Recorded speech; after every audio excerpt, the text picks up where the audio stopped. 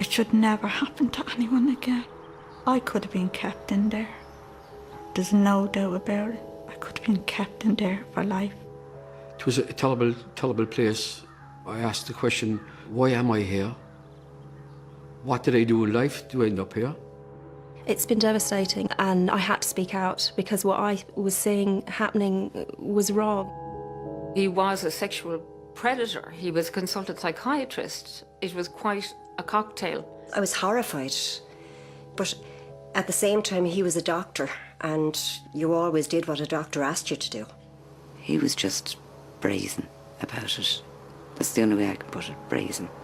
He's ruined so many lives, you know. He nearly ruined mine.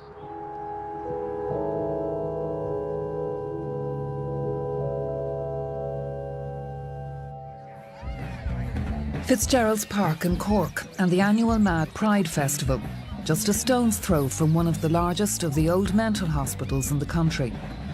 Organiser John McCarthy confronts the stigma of mental illness by celebrating madness in the open, in the bright sunshine of a June weekend. We address nothing at Mad Pride. We don't give you any information leaflets. We don't give you any speeches. And what we're doing with Mad Pride is that we're allowing people's intelligence to start to ask questions. And it doesn't matter what the answers you get at the moment. The thing is to get the questions asked. Mad Pride is a far cry from buildings like the old Our Lady's Mental Hospital in Cork, looming above the Lee. Tens of thousands lived and died in places like Our Lady's, the length and breadth of the country. For much of the 20th century, Ireland led the world in locking up the largest number of its people per capita in such institutions, ahead even of the old Soviet Union. A peak of 21,000 was reached in the late 1950s. Although many are now closing down, the buildings housed enormous numbers of patients even into the 1980s and 90s. Once committed, people immediately became second-class citizens with almost no rights, at the mercy of a system driven largely by the need to control the huge numbers locked within it. I remember looking at old case notes, and you could see a young person, often photographs at that time in some of these early notes, and you could see a young person that, with all the faults nowadays, that wouldn't perhaps not come into hospital at all or would be gone within a week or two. We're meeting them then 30 years later, where they'd just become chronic. With his marriage breaking down in 1976, Teddy Walsh from Cork found he couldn't cope. His GP suggested he go into Our Lady's for a rest. The place was unlike anything he had experienced before.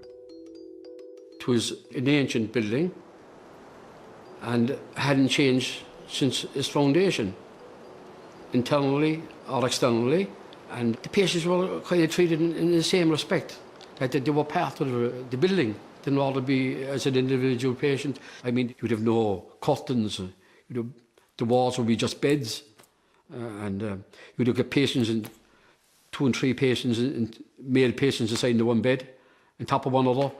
Like, it was very obvious to me that I might have had difficulty getting out of this place once I was admitted there.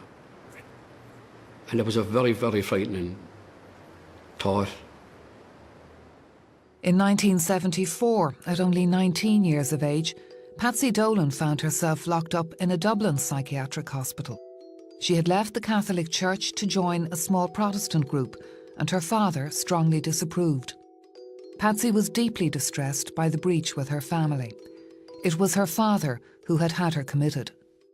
There was always this sense of, why was I put in there? There was absolutely nothing wrong with me, other than I made a decision that the family didn't agree with.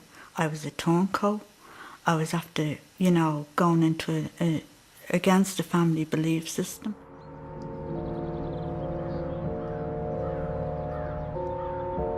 I woke up in bed and all I could hear was screaming, screeches from the depths of somewhere. I thought, where am I? I was scared stiff, and I noticed the window, and I went up to the window and looked, and I just turned to the nurse and I said, "Nurse, what's that sign down there?" And she said, "You're in Grange Gorman." And I thought, oh my God, Grangegormans was a place you didn't come out of. It was very grey and like in Dickens, you know, like Dickens times, that's what it was like. And there was constant keys going. It was lock in, lock out, lock in, lock out. Nurses scurrying here, there, medication, you know. I had a very strange feeling here, but I had no idea. Jim Cummins lectures in photography at the Cork Institute of Technology. He's been fascinated by the now closed Our Lady's Hospital complex in Cork City. His photographs vividly remind Teddy Walsh of his years there. The patients will be here, we'll be kind of in a cage, if you like, to be kind of blocked off, you know. Yeah. Basically, when you go up for your breakfast or you go for your main meal, you were like, for all intents and purposes, you felt like cattle or sheep. You all went in one row, like a prison for all the world. You just bare concrete. We didn't ask any questions. We conformed to everything because of being medicated. You know, most patients would be very heavily medicated anyway. So we were like sheep. Now retired after over 3 decades working as a psychiatric nurse in Our Lady's, Michael O'Keefe has spent the last few years rescuing some of the old hospital artefacts. He remembers how hard conditions were, not just for patients, but also for staff. The beds were back to back, there was no privacy, the bathing facilities was very poor, hot water was a constant. You can imagine trying to bathe and look after 450 people with a limited amount of hot water. These problems continued even after the renovation of the building. We were lined up from 9 o'clock in the morning. The bad time would take, if it was Saturday morning, it would take from 9 to 12. We were told to strip. Like a lot of the patients would be in pyjamas all the time anyway. Or they would be even, some of these patients would be even naked all the time. And they would have been used to walking around naked in any case. But I went on to be dipped into this bath, which reminded me of earlier days in my life when I lived in the country and when there used to be mats in the town. And I used to see sheep dipping, and it actually brought that vision back to me, you know. And we were lined up, and everybody was dipped into this bath, and everybody using the one bath and the one water. I would be given clothes. They'd have clothes lined up, folded up, and they didn't look clean, and they certainly didn't smell clean. In Dublin, Patsy Dolan was trying to make sense out of what had happened to her. She was one of over 1,000 patients in Grangegorman at the time. If you wanted to go to the toilet, the door had to be opened, locked, brought in, and you were brought into this place that, or even the stench of it, like there was a big bat in the middle of that, and you were put into this bat as well, like stood over, washed, no dignity, no nothing, like it was just a horrible, horrible place. I still feel that shame of what was done to me in there, and sometimes I used to blame myself that, you know, what did I do in this life that, am I that bad that I could be subjected to this? The general line was that anyone who wasn't wanted in society would come in, so a lot of old people who were there simply because they were old. You know, you kind of taught all kinds of things as a kid, like, you know. It was just, you worried about the people that were there in your surroundings. You were afraid of them at times, but you wanted to protect them at other times, you know. I saw people carrying dolls around with them, saying, don't go into the barn, the devil's in there, you know. And you'd know something was after happening to them. There was girls in there, 17, I think, and the only reason she was there was that she'd no mother or father, and her brother was moving down to the country, so she was left there. There was a young one, 16, in there as well, and like full of life, bubbly and alive. A few days later, just a zombie. They took their minds, souls and hearts. Nothing left after that.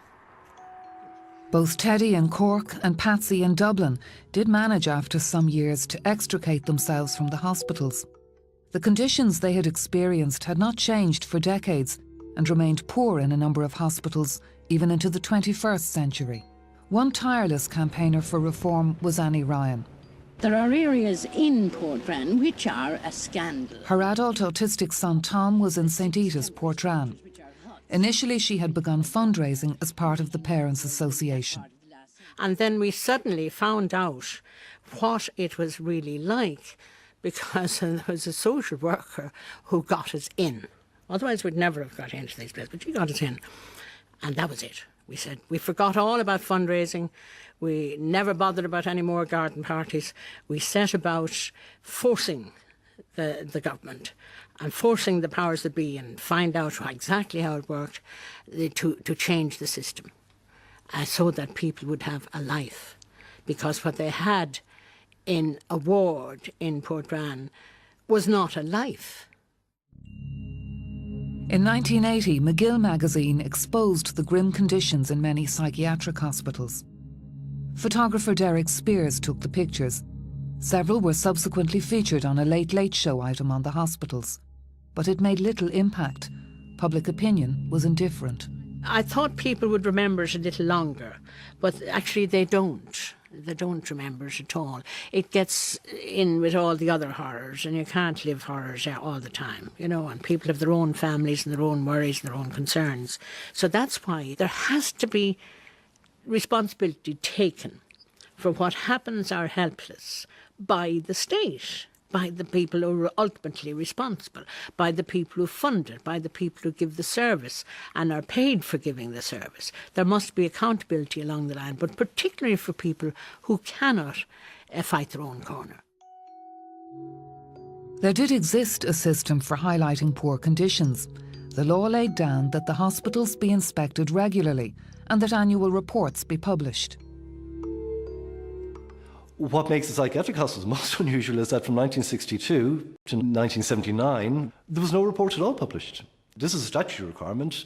This is not something that was at the discretion of the state to publish any report. They were legally obliged to publish this report, and yet for that extraordinary period of time, failed in their statutory duty. Regular reports were not in fact published until the appointment in 1987 of a new inspector of mental hospitals. His insistence on transparency was not popular. And there was inevitably, I suppose, resistance to our questions, to our tours of hospital wards. And indeed, I recall that in one particular establishment, there were mutterings of the lake not being deep enough to deal with these inspectors. And conditions in the individual wards in some instances were really quite unbelievable.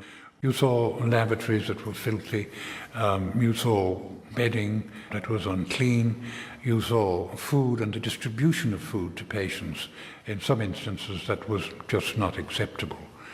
In some of the back wards, where the more difficult, in quotes, patients were managed, or managed perhaps is a more proper word than treated, conditions were very poor.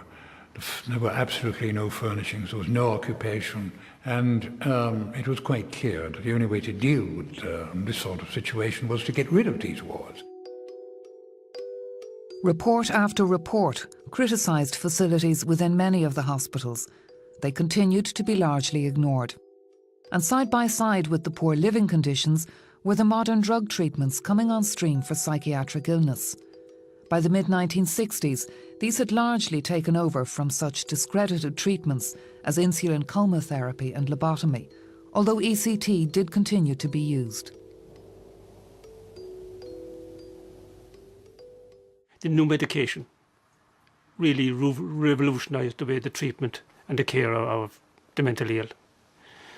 But occasions did arise where, for one reason or another, a resident, although in need of medication urgently, would refuse it. Now, there's a big debate whether one should be forced or otherwise to take medication. But if medication was ordered for a particular individual, then it was up to the nursing staff to administer that in the most humane way possible. And it was often necessary to force medication by intramuscular, usually by injection. It was never an easy task. It was always something I abhorred, that to take an individual and forcibly give them something against their will. Throughout this period, there were still over 15,000 patients locked up in psychiatric hospitals. Control was a critical feature of the system. Many patients felt silenced, powerless, and even intimidated. Sometimes, if you weren't being compliant, you'd get heavier sedation. And sometimes I used to feel that they threatened the ECT on you, you know, that you'll get ECT or you'll be sent over to a certain ward or stuff like that, you know. I was always consciously aware in one way that if I were to object or to speak my mind, I could be punished. I had that fear that they lock you away or they inject you. I think I had 12 bouts of ECT. I don't know what it did or why I was given it, but sometimes I felt it was like a punishment sometimes. The unchallenged power of the psychiatrist was starkly illustrated by what happened to a group of patients in Waterford's Belmont Park Psychiatric Hospital. It was run by the Brothers of Charity, but treated many public patients and consequently received state funding. The psychiatrist in question was Dr. Dennis Lane O'Kelly.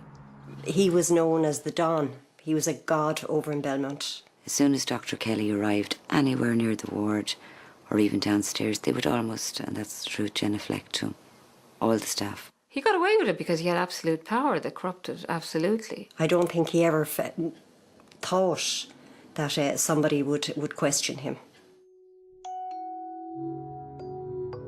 Linda Nugent was 22 when she first encountered Dr. Lane O'Kelly. Her marriage was breaking up and she was looking for help with her alcoholism. On the first occasion that I went down, he asked me to remove my lower garments and to pull up my top. He started to do an internal examination, which he knew I was shocked by. I was very scared and upset. I didn't cry, but I was shaking. And he told me he had to do that. I didn't ask. He just said to me, I have to do this examination to make sure everything is okay below. That's how he said it, below. I'd seen a gynecologist on many occasions at this stage, so I knew what a gynecological examination was like. And this was not the same, because when he was doing the examination, he started putting not only his fingers inside, but he started to go around the outside of my vagina. He started to put his head very close to my vagina and his face went very red. On other occasions when I went back, and as my drinking progressed and got worse, when I went back the examinations got heavier and took longer. A student at the prestigious Sorbonne University in Paris, Mary O'Brien was only 19 when she first came across Dr. Lane O'Kelly. Pressure and loneliness had caused her to suffer a breakdown. Mary, who now lives in Canada, returned home to her family, who hoped that Lane O'Kelly might cure her depression. He got up from his desk and started to approach me. And when he approached me, he asked me to spread out my legs.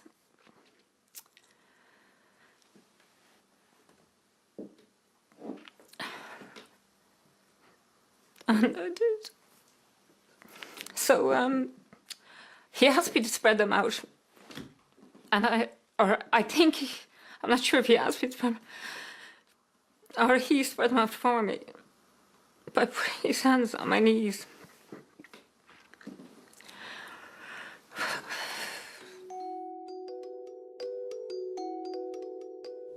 In 1980, after having a miscarriage, Janet Dalton became depressed.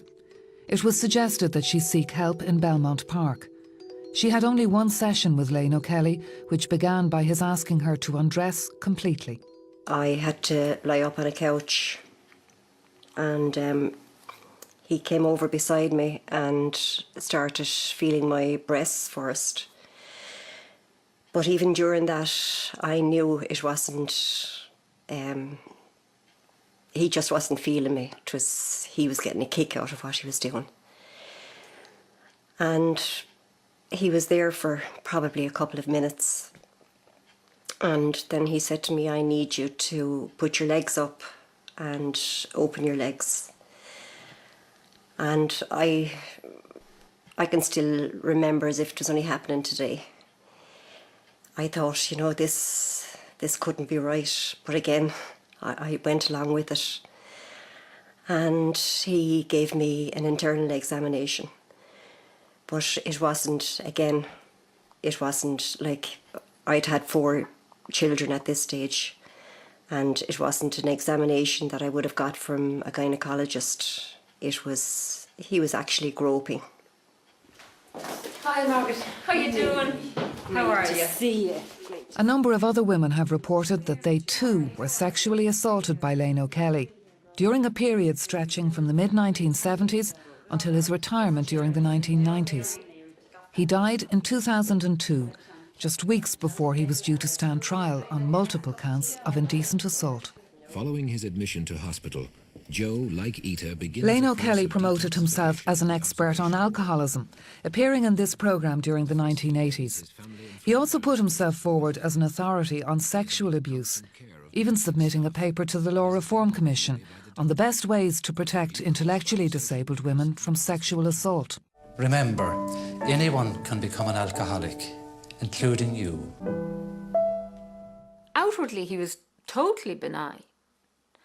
You know, he was very soft-spoken. It's scary, really, to think about it, you know, because I suppose people, they put their trust in psychiatrists. They were trusting him.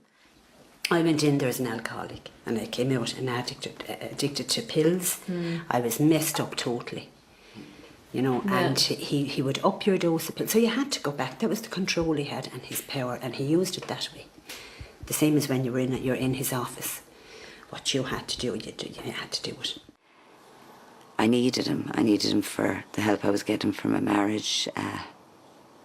I needed him for the help with the tablets he was giving me at the time. I thought they were helping me. I don't know how to put it.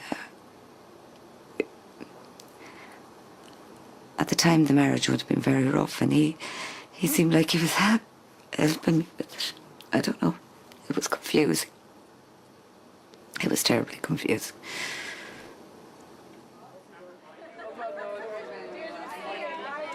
At one stage, when she was out of hospital, Linda was raped in Waterford. Distraught, she went back into Belmont Park seeking help. She was sent to see Dr. Lane O'Kelly in his consulting room. At that stage, she said to me to strip off totally, everything. I was put up on the couch, I was examined, I was told to get off the couch, and then he asked me to bend over and touch my toes to make sure my spine wasn't damaged. During that examination, Lane O'Kelly went over when it was over, and he sat down and told me to get dressed. While I was dressing, I heard Lane O'Kelly. I heard him moaning, and I looked around, and Lane O'Kelly had his penis in his hand. And he grunted. I came out feeling defiled. I came out feeling scared. I came out in denial. Conor O'Neill is local GP to a number of the women who were sexually assaulted in Belmont. If he felt an internal exam needed to be done, and I can't find any reason, think of any reason at this moment in time, he should then refer that particular individual to a gynaecologist or a GP. But absolutely, under no circle, I can see no reason. I don't think I'd find it in any book where a psychiatrist would do an internal exam on a lady in her treatment. None whatsoever. Maybe he thought I was never going to get well. You know, that there was no hope, or that's what he With all the medication he gave, he tried to, turn me into a no-hoper anyway. It was clear to the women that while many staff members had no knowledge of what was going on, a number did either know or suspect what Lane O'Kelly was doing. Janet had immediately told her husband Tom what had happened to her. The fact that Tom believed me, he didn't question the abuse that Lane O'Kelly had done to me, and the fact that he was prepared to go and try and do something about it, it was very important.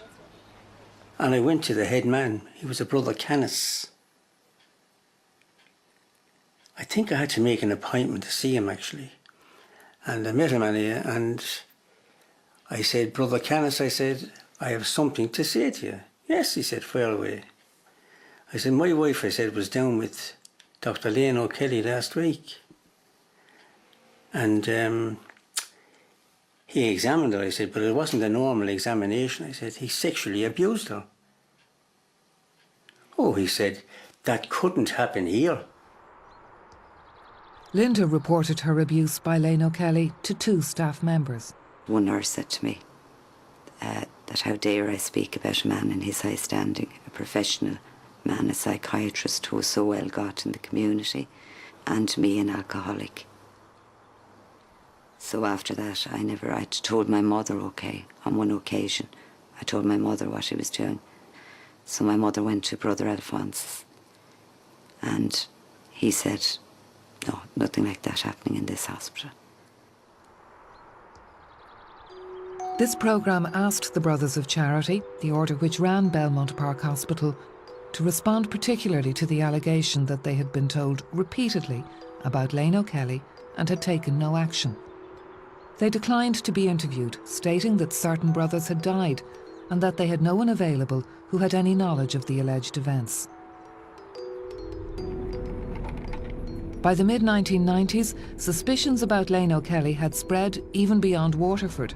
Mary O'Brien had decided to seek help elsewhere, and what she found out was to change her life.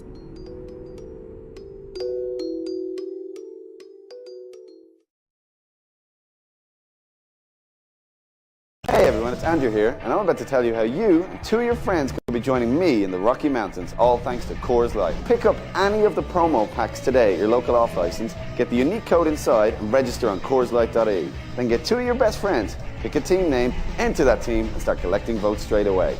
Good luck from everyone at Destination Rocky Mountains.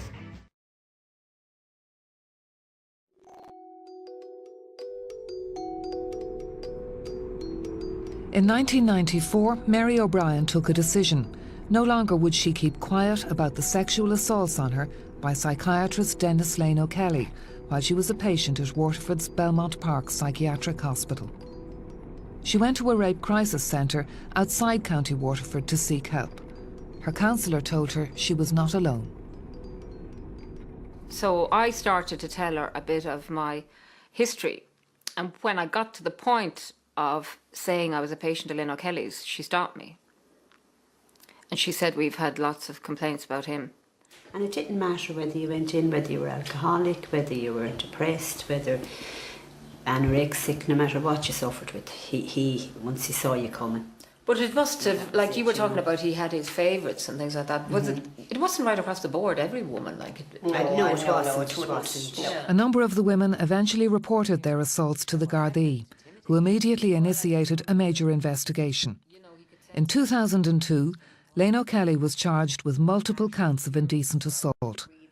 However, just 2 weeks before the trial, he suffered a heart attack and died. A number of the women then took a civil action against the Brothers of Charity, but it was dismissed due to lapse of time. They now feel there is nowhere left to turn. The Brothers of Charity offered a small sum of money to go away, but they would not give us an apology, and we feel no justice has not been done. It's still been pushed away because of power and money. Even before the Gardaí became involved, Mary O'Brien had tried to report the assaults on her to the South Eastern Health Board, now of course the HSE. The Health Board passed the complaint to the Brothers of Charity, who in turn passed it directly to Dr. Lane O'Kelly. He denied everything and nothing further appeared to be done. The Health Board informed Mary that they would not be keeping a file on the matter. I don't remember them being pleased that I had come along, put it that way, and I certainly don't remember them saying, you know, thank you for enlightening us about this, and I certainly don't remember them advising me to do anything, and I felt very alone. I think in our organisation we've learned a lot in recent years in relation to, for example, with the Neary case. In terms of, from the very, very first raising of a concern, how we approach that we adopt a listening stance, that we're very careful, we listen very closely to what individuals have to say without becoming defensive, without in any way trying to brush us away, to say what is the concern. And from an organisational viewpoint, it's very important to us that if there is a difficulty, we need to address it at the very first opportunity. It is a key question. Has the culture within the mental health system changed sufficiently so that complaints and reports of possible abuse are listened to and acted on? The experience of one psychiatric nurse in County Clare would indicate that we still face serious problems in this area.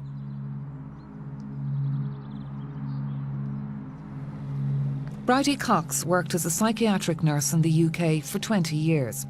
On returning to her native Clare in 2002, she worked in one of the new community-based units in the county, as the old mental hospital of Our Ladies in Ennis had closed down. Some of the behaviour she witnessed caused her serious concern. Well, where on the one hand, the closing down an institution was a positive and forward-thinking move, but the residents were still being treated as though they were still inside in Our Ladies. You know, there was just that institutionalised behaviour by both the staff, and they felt that that was the way it was always done, so this is how it's going to carry on. And anybody with new ideas coming in were, you know, just ignored completely. I mean, most of the mental hospitals are now emptying, so in that sense, they are disappearing, but what's replaced them is only another version of the same thing. And I didn't realise that early on. I thought when we brought in new doctors that they'd have the same view I had of a therapeutic community as view, that you would try to deal with human beings. In fact, they came in with the medical view. So when you move them and nurses out of the hospital into districts, they did exactly the same things as they'd done in the institution.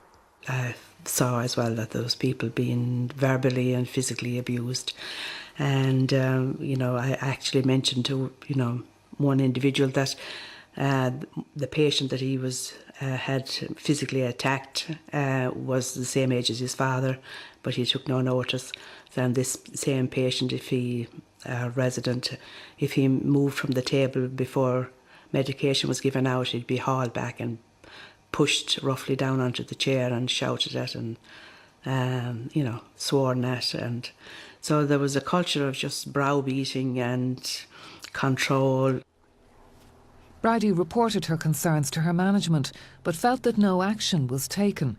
She moved to another facility where she witnessed similar attitudes from some staff. There were still old people queuing up for baths, 2 people giving baths at the same time in the bathroom. No care plans, modern-day care plans. It was all medically orientated, just give them tablets. So again, I explained that, things just weren't right. And then, I started being isolated, not being spoken to, questions being asked of why do you want to do that when it's easier to do this? And why don't you go with the flow? For a whistleblower, it is a difficult place. It's certainly an isolated place. You may find it difficult to actually evidence your allegation, but you must do it. If you have a concern and responsibility, rests to raise it with the individual and indeed raise it with their superior and take it wherever it needs to go. But this must be addressed. At times I came home crying because I felt so, useless that there was no way there was any changes going to be made, despite the fact, I did work along with some very caring nurses, but they were, same as myself, they were staff nurses, so they weren't in a position to actually bring about any changes.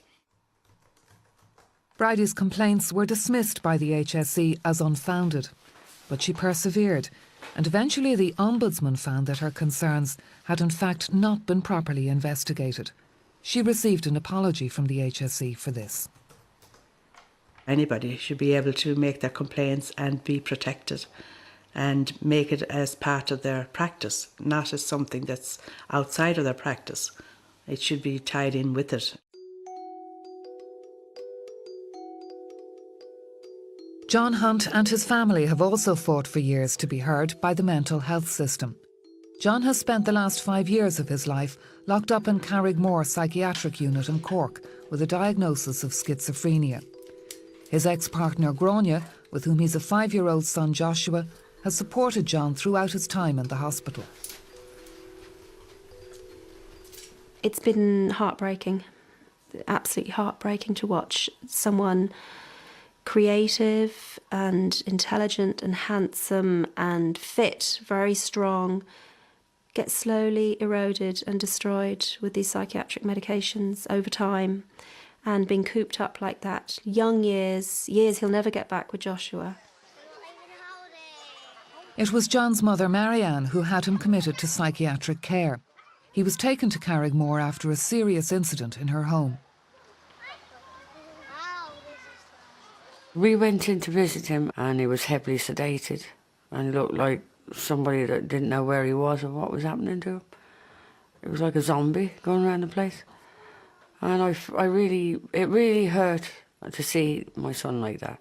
And it does today because I feel that he's not getting any better and my hands are tied and I can't do anything. I mean, seeing them together is lovely because I can see the beneficial effect that Josh has on John and for Joshua to see his dad. But as Joshua has got older, it's become more difficult simply because he's seen him so rarely, you know, and because I live 75 kilometres away from where John is incarcerated, Joshua has seen him sporadically. And it's always been quite fraught with tension because we're in a locked visitors' room. It's not a natural environment. Now, I pick off. John has been allowed out of hospital on only a few occasions during the last 5 years. Grania has fought long and hard to have her concerns about John heard by the system. You got another one of that? Is that it? I felt very lonely and very misunderstood, and I felt disempowered, actually, and that my voice didn't really matter in the face of this huge system. If you ring them up, they'll say, oh, he's doing well, he's not too bad today, or he's bad today and he's done this and he's done that. They don't tell you exactly, they don't explain to you what is going on with John and what they're doing with John. I mean, trying to get an appointment with the psychiatrist took me months on end. And I feel my relationship with Carrigmore has changed over the years. I'm now feel more acknowledged, you know, I do, but I've had to fight very hard to get my voice heard, and that's not right. People shouldn't have to go to those lengths to be heard. I think certainly there can be cultural issues where some of our staff have not been as open to family members as we would wish. That's a cultural shift we need to make. And I think they increasingly begin to understand, particularly working in a community context, the vital role of family and indeed friends who are supportive of the service user. The Mental Health Commission has repeatedly criticised Carrigmore for having no psychologist on staff and only limited occupational therapy facilities. Carrigmore is, of course, by no means unique in these deficiencies. But without these kinds of resources, Grania considers that rehabilitation is almost impossible for John. And this is the catch-22 we find ourselves in. He can't come out till he's well, but he can't get well in there. And this is how people become institutionalised, and people forget. And then, next thing, 10 years have gone by, and I have met people who've spent 10 years in these places. And it's a tragedy, and it's a tragedy for Josh and for John. I mean, in the past, people were admitted to institutions and they became institutionalised, and that involves a range of different experiences, but one important one is disempowerment, where the person loses their sense of power, loses their confidence and their ability to live outside of the institutions. Currently, although the buildings may have changed, the system hasn't changed that much. The whole ethos of medicalisation has just gone into a new location. So they put up clean curtains, bed in a locker, the walls have been painted.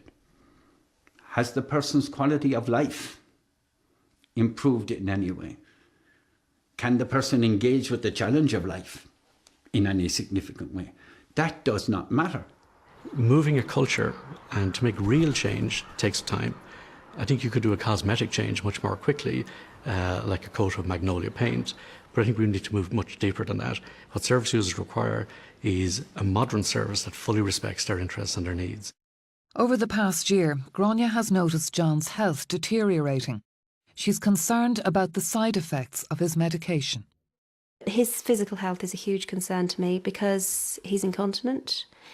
His liquid Largactil, continuous use of liquid Largactil has rotted his teeth. He has 2 teeth missing there and 1 going there, and they're all black. And he's 29 years old. I mean, that in itself I think is shocking. A number of doctors are becoming increasingly concerned at what they perceive as overuse of psychiatric drugs. If someone is very psychotic, very out of touch, one of these antipsychotic things can normalise the behaviour temporarily, and then you can, it provides the situation to make contact with them as a human being. Now, in that sense, I'm not against pharmaceuticals. But the long-term use of anything that's introduced into a self-running system, by definition, has to be damaging. And the long-term use of these, which is what's going on, is in fact highly damaging. Medication certainly has its place. It can be life-saving. It's the long-term use of medication in particular we need to look at, and to look at the subtle but very powerful messages that are inherent in the continual giving and taking of medication. The person very naturally cultivates the viewpoint that I can't survive without this medication. And I think we have to ask ourselves, is that the best we can do? I don't believe it is. The Mental Health Commission has raised serious concerns about what it describes as widespread prescription of sedative and antipsychotic drugs in psychiatric hospitals. While tribunals do now exist to consider detention orders, there remains no mechanism for the independent review of medication and treatment, which can still be administered involuntarily. In terms of the Mental Health Commission's comments on the use of medication, and certainly there are a number of areas that have raised concerns, and we've raised this with our executive clinical directors and our local psychiatrists who are prescribing as well, we need to have much more imaginative approaches where the use of medication is only when it has a therapeutic value, and that other therapies in terms of social aspects, psychological aspects and other therapeutic approaches are taken. That's a much more balanced model. Gráinne gets support from the West Cork Mental Health Service in Bantry, where she lives, although none of the professionals here is connected to John's care. The idea that you draw up one care kind of form. Clinical Director Pat Bracken firmly believes that service users and families should be fully involved in their own care. Encounters are brief, and I would hope that they get primarily a sense that their concerns about services and their difficulties with services and how they're organised and managed, that they are taken seriously, that they are seriously listened to and not just plomossed away. Not just in the sense of as patients, but in helping to determine what the priorities of a service should be and how that should go forward. Also about involving service users in changing the culture of that service. For John Hunt, Gráinne believes he would need intensive levels of support to have any chance of emerging back into society. I'd like to see John in a sort of rehabilitative house and gradually bring him back into, teach him the life skills to bring him back into society and back out into his community. And he has high needs, so he needs quite intensive supports and a whole variety of supports. Creating the supports to help people like John live an independent life remains a significant challenge. There continue to be about 20,000 admissions to psychiatric hospitals each year, but now only around 2,000 of them are involuntary. Independent tribunals now assess each committal, although they do remain closed to public scrutiny. Second opinions are sought, even if there are concerns that psychiatrists tend to agree with each other. and most of the remaining older hospitals are finally closing down. This is Mad Pride. This is a great day, and we thank you for it. But campaigners like John McCarthy continue to have real concerns about the system, especially around basic human rights issues of forced medication and treatment. John himself spent a number of years battling depression. I could have a psychiatrist walk through that door today and take my freedom on the signature of a piece of paper. That is not an exaggeration. That is written in to the Mental Health Act 2001 of Ireland. With my record of so-called mental illness, I'm vulnerable to that. And I cannot get to a court. I cannot go before a judge. I have no solicitor for 21 days. I can be given any and all medications by force under that law within the 21 days. And then I go before a secret tribunal. It's an extraordinary thing. You can't do it to a murderer. You can't do it to anybody who commits violent acts on the streets. You can't do it to anybody except me. And how did we come to that? For decades, mental health care has been characterised by numerous reforming, sometimes even radical, new policies. However, they've never quite delivered on their promises. The latest is Vision for Change, widely welcomed when it appeared in 2006. Reports show that its implementation is painfully slow. 20 years before, the document was planning for the future. It also contained a raft of proposals to shut the institutions and replace them with community-based care. 20 years before that, a 1966 report made similar proposals. I think in terms of our culture, particularly as we move back a little in history, the expectation of a mental health service was that it would contain individuals who were either vulnerable or posing a risk to society in somehow. I'm glad to say we've moved on from that. That custodial model, that containment model, and indeed quite a hopeless model, we've moved away from. Even over the course of my own career, which is almost 30 years, we've seen a radical move away from institutions. We used to have 12,000 beds. We now have 1,200 acute beds. So that's a radical change. Any other part of the health system couldn't imagine that level of change. But it's not just simply about a relocation. It's also about having much better outcomes. One of the complaints that service users, mental health service users, have been making for decades is that the services are not sufficiently recovery focused. That the aim of the services seems to be maintenance. So once the process begins and a diagnosis is made, particularly say schizophrenia or bipolar disorder, it's all about maintenance, and there's very little talk of recovery. Now, there is a worldwide body now, growing body, of literature on recovery, and it is time that the services took this on board very, very seriously. But there are success stories. Take, for instance, this ordinary house in Charleville, County Cork. The 5 women who live here have all been in and out of psychiatric hospitals for many years. It is known as Slí Eile, meaning another way, and is funded by the HSE, but independently run. I have been in hospital about 70 times, and all I got was prescriptions to say I was bipolar, say I was high, say I was low. I've never been high and really, really low here.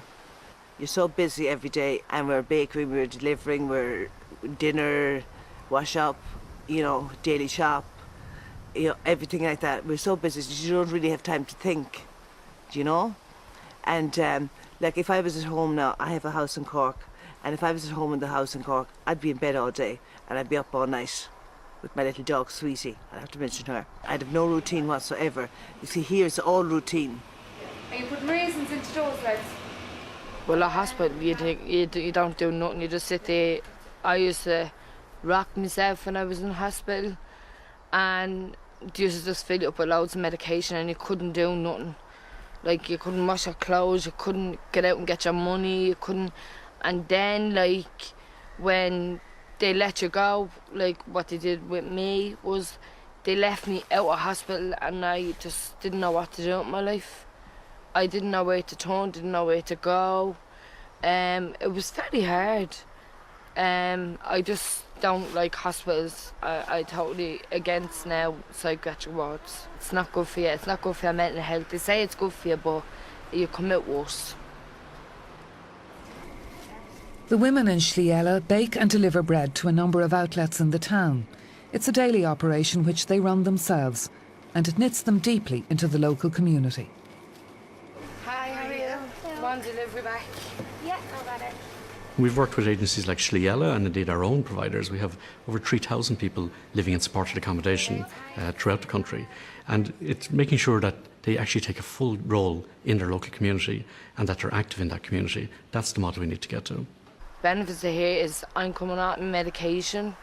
Well, one of my medications, which is working for grant. It's about being control over yourself, control over your medication. It's all about control. You have control. Like, you have the choice. You do what you have to do to get better. You know, and this is here where you get better.